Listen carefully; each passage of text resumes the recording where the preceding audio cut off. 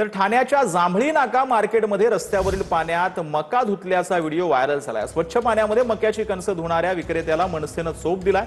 या प्रकरणानंतर पालिकेच्या आरोग्य विभागावर प्रश्नचिन्ह उपस्थित होता। तसंच नागरिकांनी बाजारपेठेतून आणलेला भाजीपाला आणि मका घरी गेल्यावर स्वच्छ धुवून पाण्यानं त्याचा वापर करावा असं आवाहन देखील यावेळेला करण्यात आलं।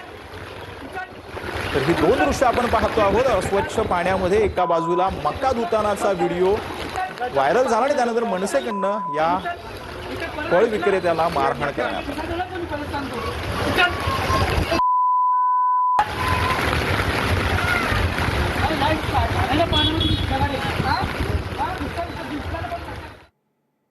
तर पुणे पंढरपूर पालखी मार्गावरती 4 ते 5 वाहनांचा अपघात झाला। यमाई माता मंदिर परिसरामध्ये वाहनांचा अपघात झाला। अपघातामध्ये 4 ते 5 वाहनांचं मोठ्या प्रमाणात नुकसान झालेलं आहे।